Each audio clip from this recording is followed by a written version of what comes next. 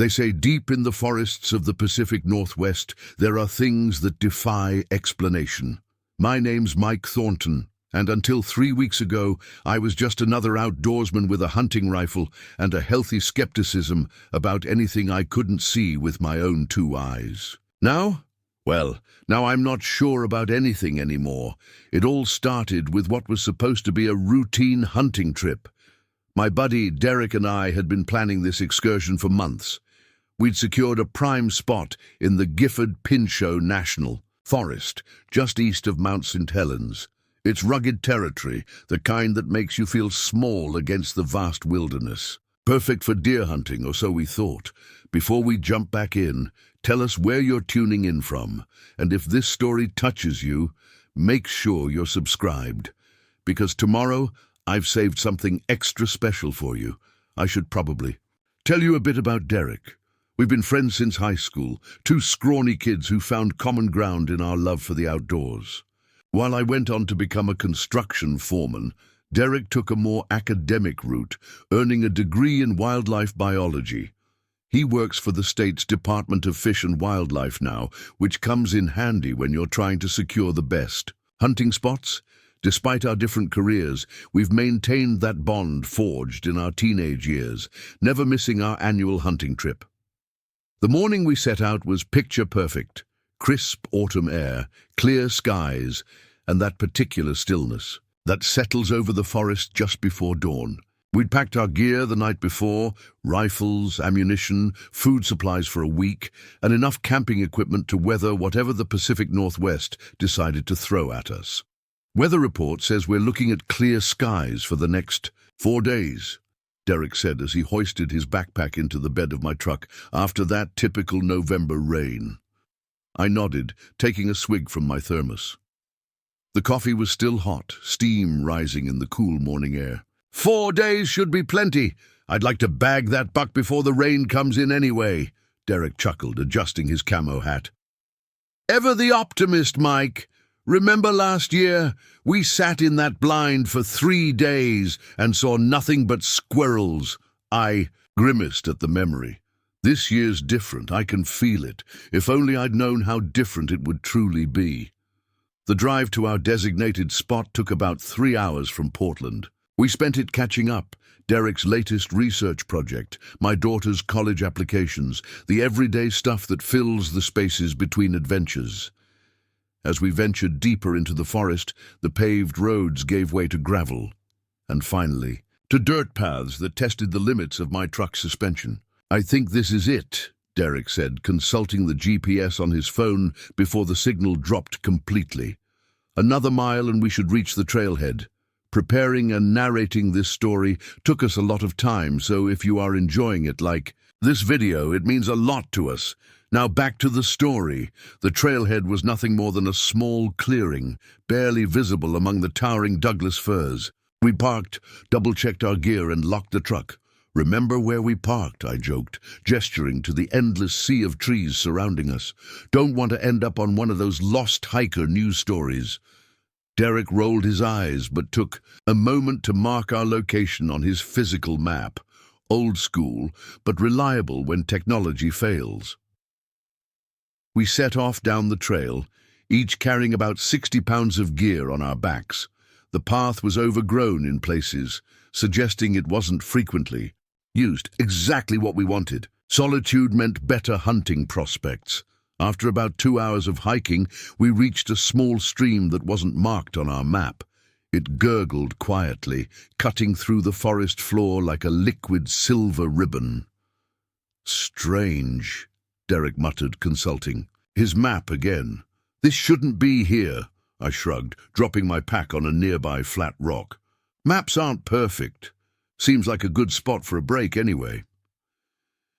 As we rested and refilled our water bottles, I noticed something odd about the stream. The rocks along its edge had been arranged in an almost deliberate pattern, creating small pools that trapped fish. Derek, take a look at this, I called, pointing to the arrangement. He came over, brow furrowed. That's not natural. Other hunters, maybe, or hikers? Derek shook his head slowly. No, this is different.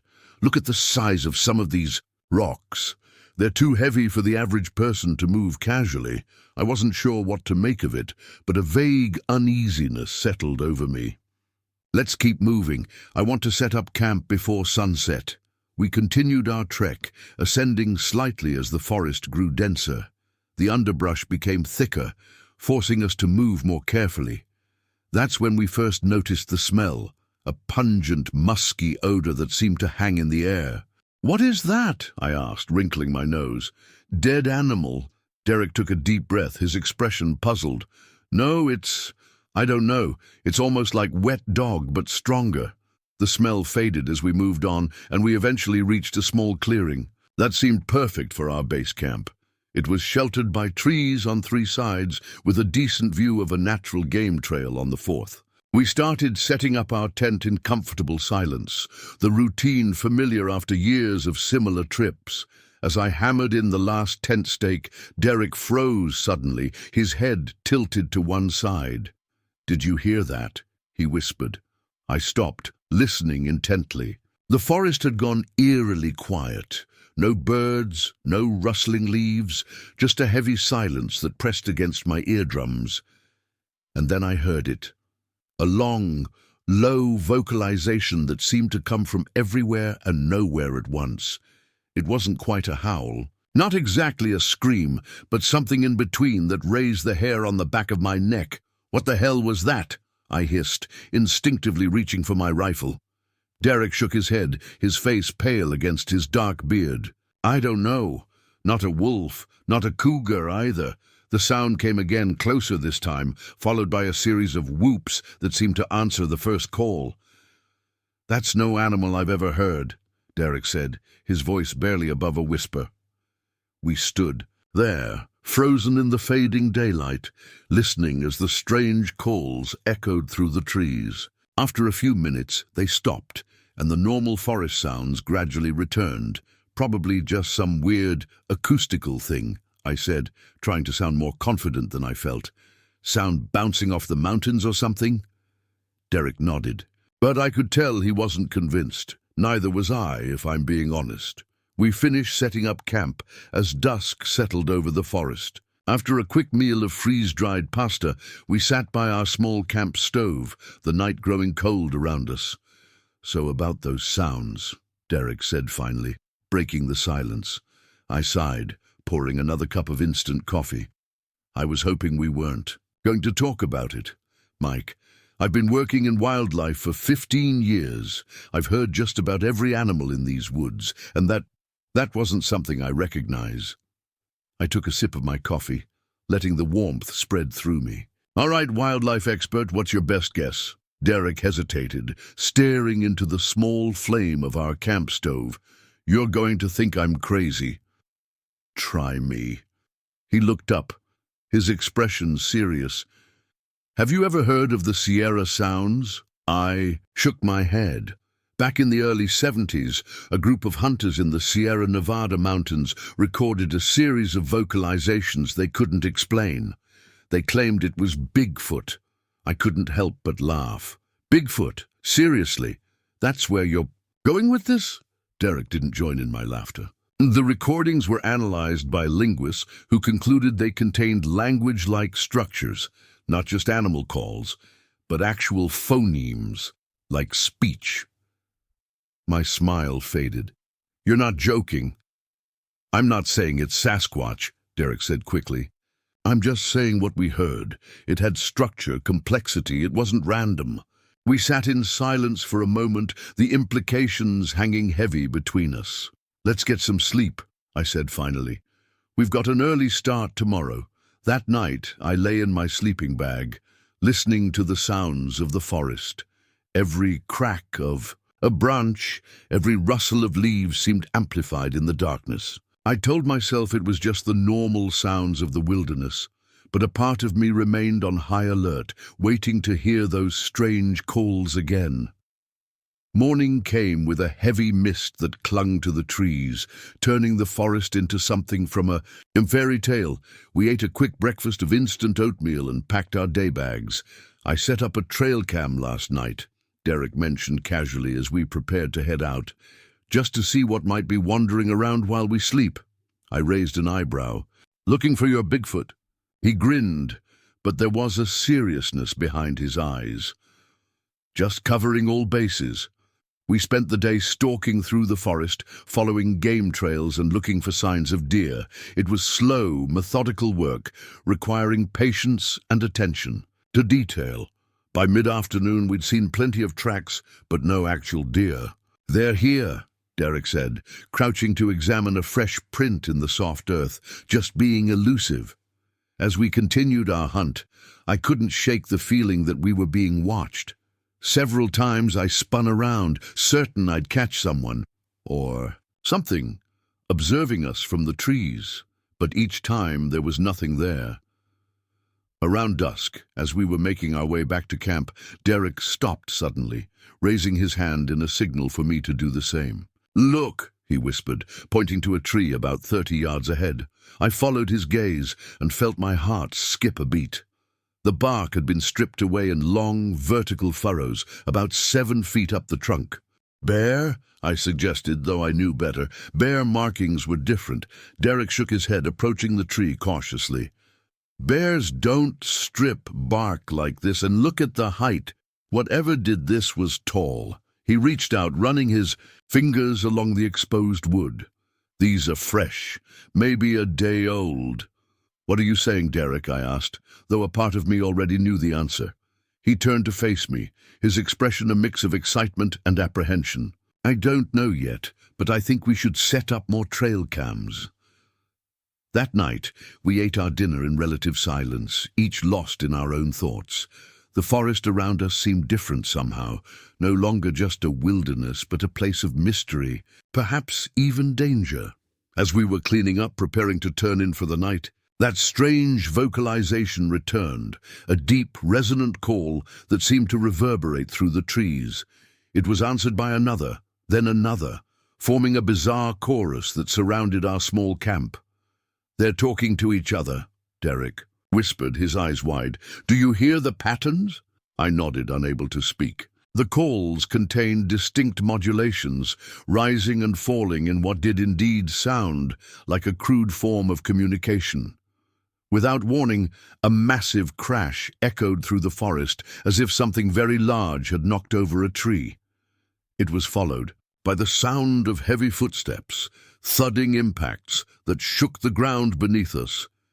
"Get the camera," Derek hissed, already reaching for his pack. I fumbled with the zipper, my hands shaking as I extracted my digital camera. It wasn't professional-grade equipment, just a decent Canon I'd bought for family vacations, but it had a good zoom and night vision capabilities. The footsteps grew closer, accompanied by the sound of breaking branches, and that same musky odor we'd noticed earlier, now much stronger. "It's downwind of us," Derek said, his voice barely audible. "It knows we're here." I switched on the camera, activating the night vision mode that painted the world in ghostly green hues. Through the viewfinder I scanned the tree line, seeing nothing but shadows and foliage. Then movement caught my eye, a massive shape shifting behind a cluster of trees. It was tall, impossibly so, with broad shoulders that seemed to stretch from one trunk to the next. "Derek," I breathed. 3 o'clock, behind the Douglas fir cluster. He followed my gaze, raising a pair of night vision binoculars to his eyes. I heard his sharp intake of breath. "Holy shit," he whispered. "Mike, are you recording?" My finger found the button. "Press down." "I am now."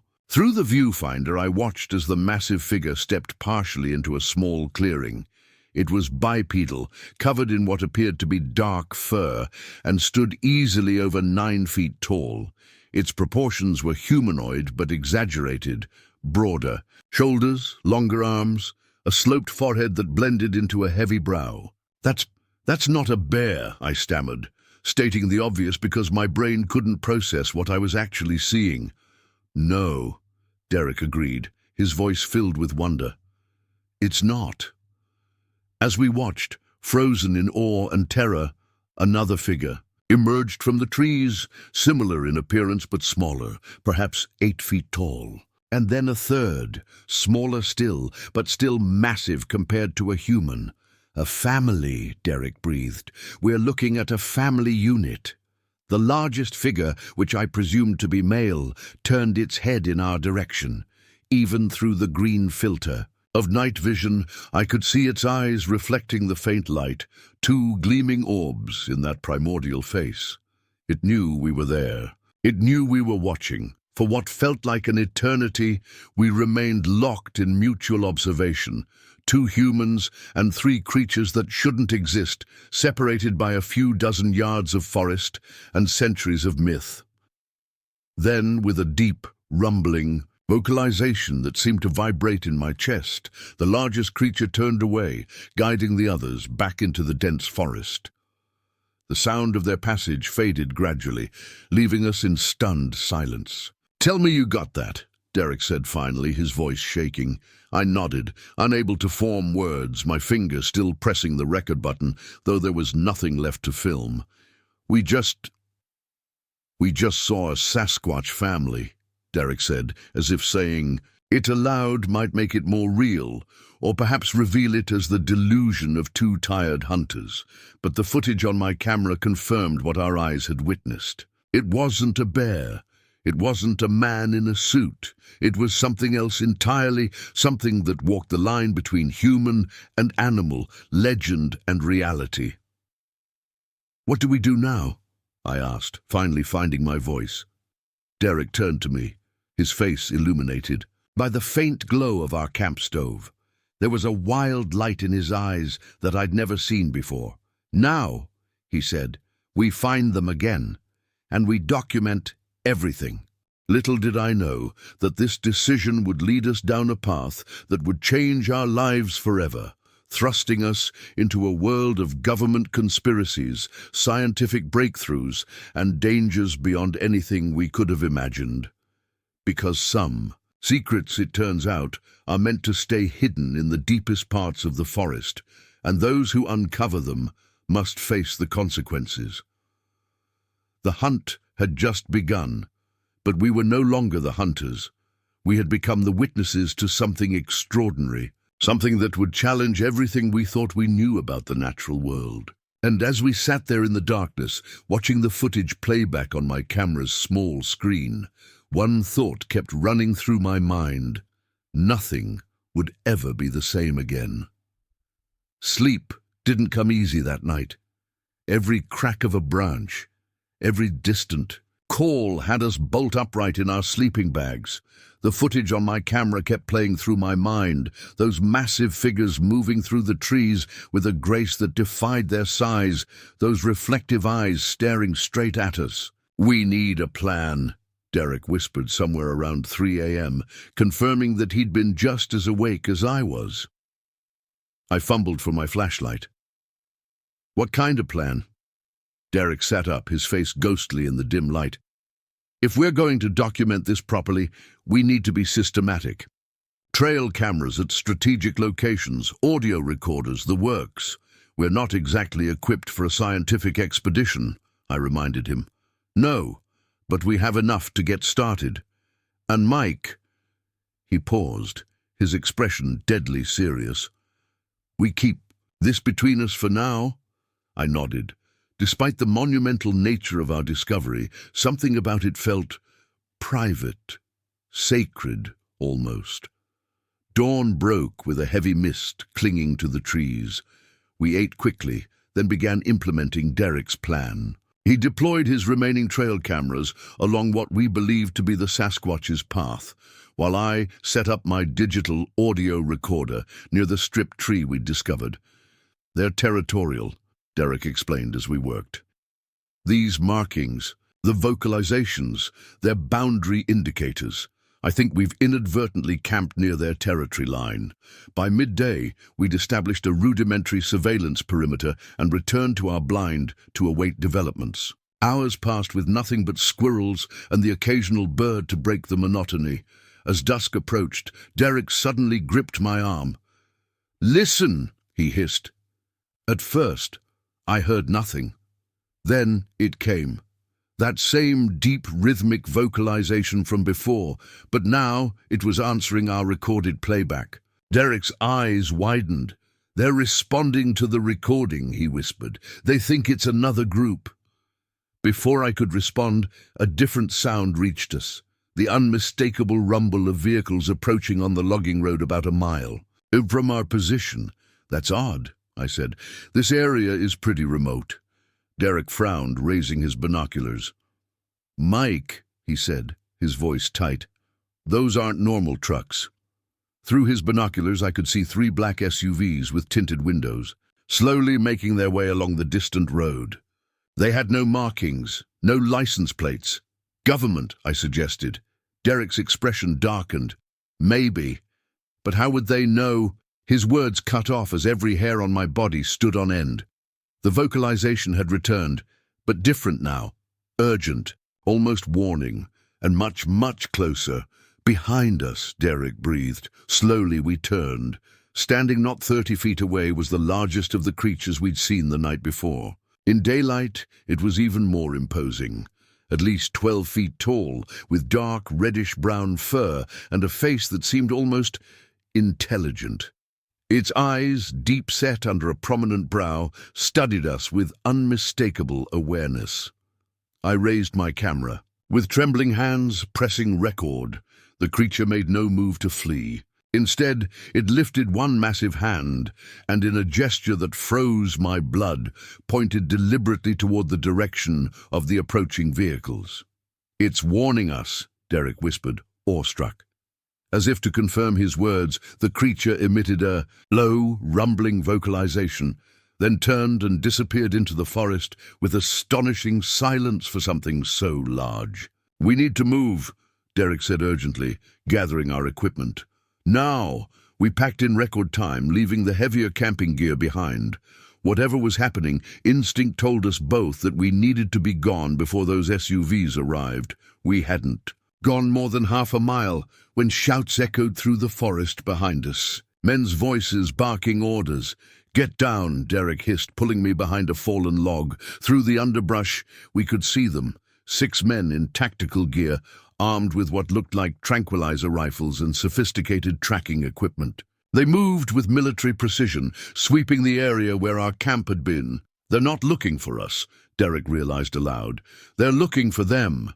One of the men held up a device, consulting it before pointing in the direction the SASQUATCH had fled. My stomach knotted. They were hunting these creatures.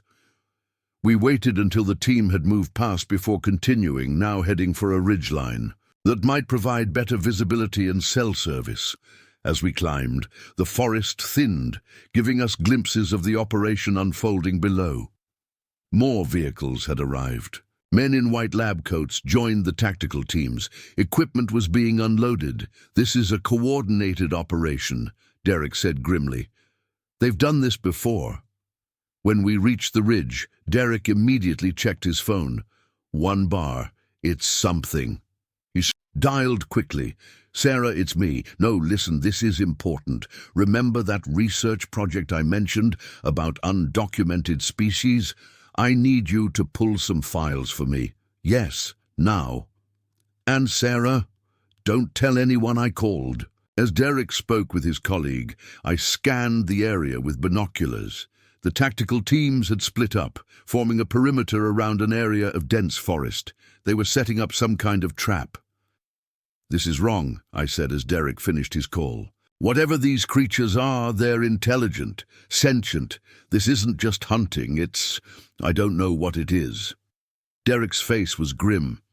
"According to Sarah, there have been rumors in the department for years, a special division that investigates biological anomalies." Black budget stuff. A sudden commotion from below caught our attention. Shouts, the sound of breaking branches, and then a roar that made my skin crawl. Rage and pain combined into a sound no human throat could produce. Through the binoculars, I saw them dragging someone, out of the forest. The massive SASQUATCH from earlier, now unconscious, being loaded onto some kind of reinforced stretcher. "They got one," I whispered, horror and guilt washing over me. "Derek, this is our fault. Our recordings, our cameras, we led them right here." Before Derek could respond, movement in the trees below caught my attention. The two smaller Sasquatches were watching from the forest edge, hidden from the tactical team, but visible from our elevated position. The smaller one, perhaps a juvenile, made a motion as if to rush forward, but the other held it back. I raised my camera, zooming in to capture this heartbreaking scene. As if sensing my gaze, the larger of the two looked up, directly at our position. Our eyes met through the camera lens, and in that moment I saw something undeniably human in its gaze: grief, fear, and a silent plea. Then it turned, guiding the younger one deeper into the forest, disappearing from sight. "We have to help them," I said, lowering the camera. Derek nodded, his jaw set. "We will, but not here, not now. We're outnumbered and outgunned." "So what's the plan?" Derek's eyes were steel. "We document everything, and we make sure the world knows the truth." We began our descent, careful to avoid the teams below. The operation was packing up, the unconscious Sasquatch already loaded into one of the SUVs. As we neared the bottom of the ridge, a crack of a branch behind us made us freeze. Turning slowly, I found myself face to face with the middle-sized Sasquatch. It had circled around, somehow tracking us without making a sound. I expected it to attack, to exact revenge for what had happened to the larger one. Instead, it studied us intently, then reached out one massive hand. Trembling, I extended my own. The creature's fingers, more dexterous than they appeared, gently took my camera from my grasp. It studied the device for a moment, then, to my utter amazement, pressed the playback button. The small screen illuminated, showing the footage we'd captured of the tactical team capturing the larger Sasquatch. The creature watched, a low rumble emanating from its chest. When the playback ended, it looked at me again, then deliberately returned the camera. A message clear as day. It understood what we had witnessed. It knew we had evidence. With one final penetrating look, it melted back into the forest. "Did that just happen?" I whispered to Derek. He nodded, speechless for once. We made our way back to my truck in silence, processing what we'd experienced. The drive back to Portland was tense, both of us jumping at every passing vehicle, half expecting black SUVs to run us off the road. "What now?" I asked, as we neared the city limits. Derek had been quiet for hours, lost in thought. Now he turned to me, determination written across his face. "The footage we captured isn't just evidence of Sasquatch, Mike. It's evidence of a covert government operation capturing an intelligent, potentially sentient species. That changes everything." "So we go public, news stations, internet?" He shook his head. "They discredit us, bury the story. No, we need leverage, insurance." 2 days later, we met with Sarah in a quiet coffee shop on the outskirts of Portland. She'd brought what Derek had requested, classified files detailing previous anomalous biological specimen acquisitions. The documents confirmed our worst fears. The operation we'd witnessed was part of a decades-long program to capture and study Sasquatch. "These are dated back to the 70s, Sarah whispered, her face pale. "They've taken dozens of specimens." Derek nodded grimly. "And now we have proof." Our plan was simple but dangerous. Derek had contacts in environmental law, specialists in endangered species protection. With the footage, the documents, and our testimonies, we would build a case. Not for the existence of Sasquatch, that was almost secondary now, but for the illegal capture and experimentation on an undocumented species. It took months of careful work. We copied the evidence, stored it in multiple secure locations. We recruited allies, scientists, lawyers, even a sympathetic congresswoman who'd championed environmental causes. There were close calls. My apartment was broken into, though the intruders found nothing. I'd stopped keeping anything important at home. Derek's office was randomly audited. We were followed, our phones tapped, but we persisted. And finally, 18 months after that fateful hunting trip, we were ready. The hearing was closed to the public, but the findings weren't. A new classification of protected species. an investigation into unauthorized wildlife management operations, funding cuts to black budget programs. It wasn't a complete victory. The government never officially acknowledged the existence of SASQUATCH, framing the entire incident as involving unclassified primate species. The creatures we'd encountered remained relegated to myth in the public consciousness, but we knew differently. And more importantly, so did they. Last week, I returned to the Gifford Pinchot National Forest alone this time. I left my cameras at home, bringing only supplies to last a few days. On the second night, as I sat by my small campfire, I heard, in that same deep rhythmic vocalization that had changed my life 2 years ago. I didn't record it. I didn't try to track its source. I simply listened, understanding now that it wasn't just a call, it was communication. A language as complex and nuanced as our own, spoken by creatures who had shared this continent with us for millennia, always. Just beyond the edge of our awareness, as the calls faded into the night, I whispered a promise to the darkness. Your secret is safe now. And somewhere in the forest, I believe they understood. Up next, you've got 2 more standout stories right on your screen. If this one hit the mark, you won't want to pass these up. Just click and check them out. And don't forget to like, subscribe, and turn on the notification bell so you don't miss any upload from us.